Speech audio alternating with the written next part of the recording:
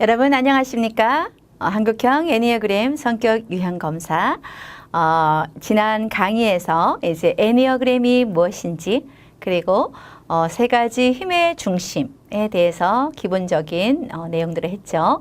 여러분이 많이 궁금하실 거예요. 나는 과연 이 세 가지 힘의 중심에서 어떤 힘의 중심을 더 많이 받을까? 장 본능 중심인지 머리, 사고 중심의 사람인지 아니면 가슴, 감정의 중심의 사람인지 여러분들이 많이 궁금하실 텐데요. 이번 강의에서는 이제 우리가 검사를 하는 것을 여러분들에게 설명을 해드리고자 합니다. 그래서 여러분들이 아마 기회가 된다면 한국 애니어그램 교육연구소에 문의를 해서 여러분의 기본적인 성격 유형 검사를 하고 싶은데 안내를 받을 수가 있을 겁니다. 저는 여기에서 이렇게 진행한다라는 것 중심으로 설명을 하도록 하겠습니다. 먼저 한국형 애니어그램 성격 유형 검사지가 있습니다. 첫 번째 나와 있는 부분인데요. 자, 이렇게 여러분들 검사지가 있습니다. 제가 여러분들께 보여드리려고 가져왔어요.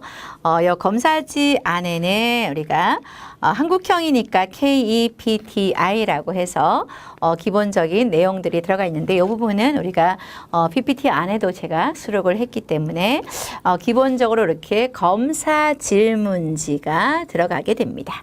그래서 검사 문항이 몇 문항 정도 될까요? 이거는 이제 성인용이 있고요. 또 아동용이 있습니다.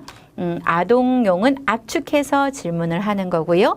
성인용은 이제 성인들이기 때문에 기본적으로 문항이 좀 많습니다. 그래서 81개의 문항이 있습니다. 상당히 많죠.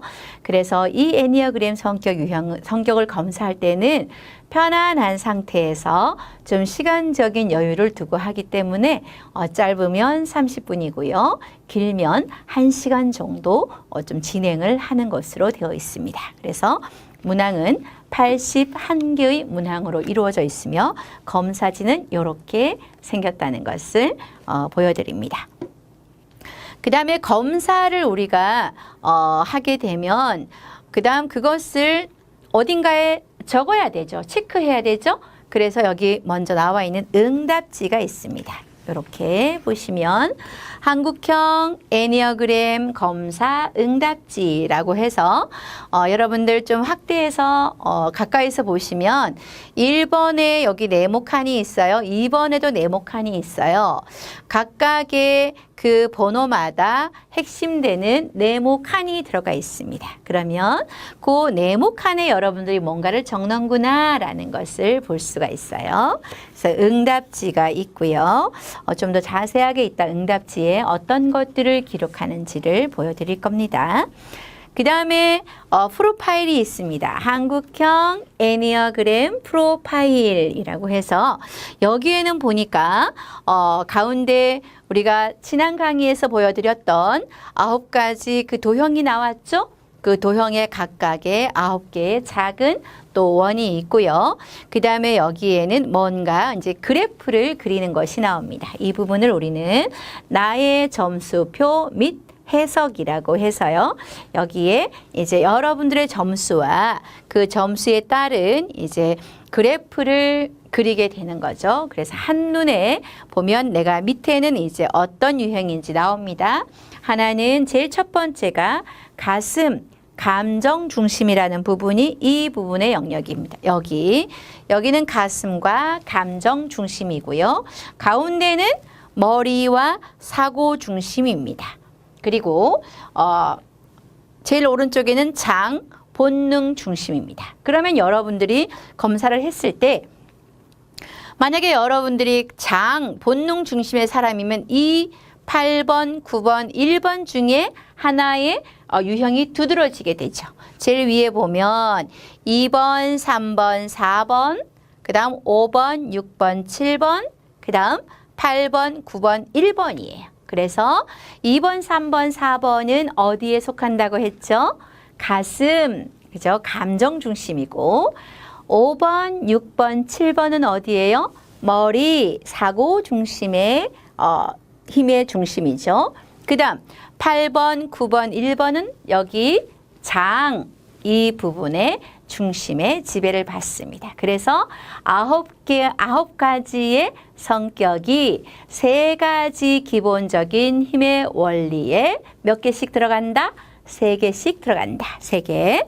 그래서 그 부분을 지난번에 했고요. 이 부분은 마지막 강의까지 여러분들이 머릿속에 딱 집어넣으셔야 돼요. 애니어그램은 몇 가지 유형이다. 성격 유형이 9가지 성격 유형이다.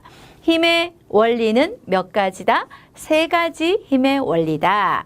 머리, 사고 중심, 가슴, 감정 중심, 그 다음 장, 본능 중심 해서 우리의 인체 구조에 따라서 머리와 가슴과 장으로 이렇게 구분된다는 겁니다. 이렇게 해서 여러분들이 만약에 이제 검사를 의뢰하게 되면 이렇게 검사 질문지가 있고요. 프로파일이 있고요. 그 다음에 응답지가 있습니다. 이렇게 3가지 기본적인 세트를 제가 먼저 보여드렸습니다.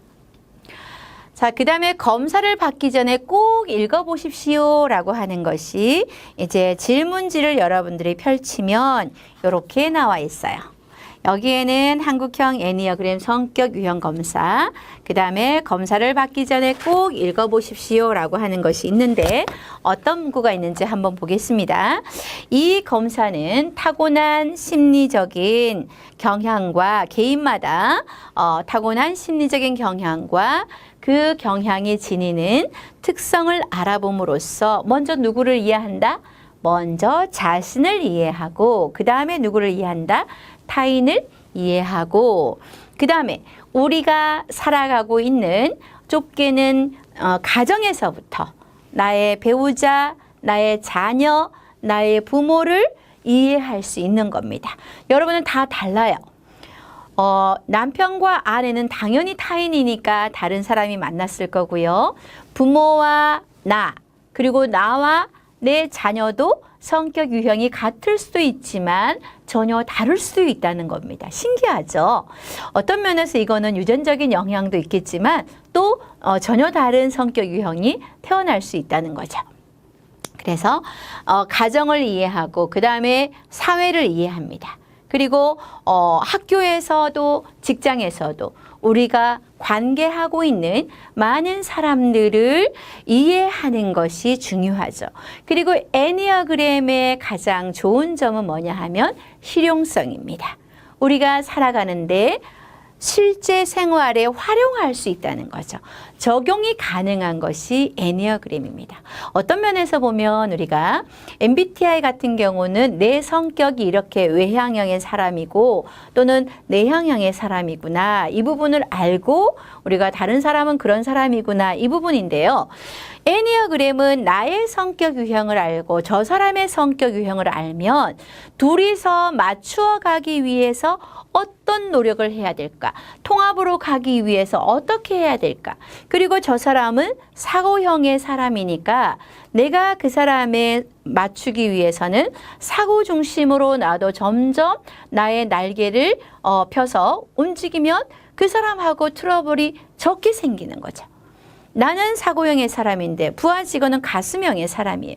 그럼 내가 계속 지시하고 논리적으로 따지고 이렇게 하다 보면 부하 직원은 상처받아서 당장 그만둘 줄도 몰라요. 그러면 나는 사고형의 사람이지만 그 사람에게 접근할 때, 부하 직원에게 접근할 때는 너 많이 힘들지? 나 같은 사고형의 이 머리를 쓰는 분석적인 상사를 만나서 너가 굉장히 많이 힘들 것 같아. 난 너 충분히 이해해. 그렇지만 업무에 있어서는 조금 더 요렇게 해서 해주면 어떨까? 이렇게 충분히 할 수 있다는 거죠. 그러면 갈등의 골이 점점 줄어지고 해소될 수 있다는 것. 그래서 실제 생활에 활용하기 위한 검사가 바로 애니어그램이라는 거고요. 이게 애니어그램의 강점입니다. 여러분들께 강추합니다. 여러분들 정말 애니어그램의 성격 유형을 먼저 여러분들이 파악하고 나와 관계하고 있는 사람들의 애니어그램의 성격 유형을 파악한다면 우리가 훨씬 더 많은 갈등 요소를 줄여나갈 수 있고 더 여러분들이 인간관계를 잘할 수 있다는 것이 바로 애니어그램입니다. 따라서 성격이나 능력의 우열을 평가하는 것이 아니라는 거기 때문에 사실상은 정답은 없어요. 머리형이 좋고 가슴형이 나쁘다? 가슴형은 좋고 장형은 나쁘다? 이렇게 할 수 있는 게 아니라는 거예요. 내가 너보다 더 높아, 더 낮아 이런 우열을 가리는 게 절대로 아니고요. 서로의 성격을 이해하고 다가가기 위해서 하는 것이 바로 애니어그램이라는 거죠.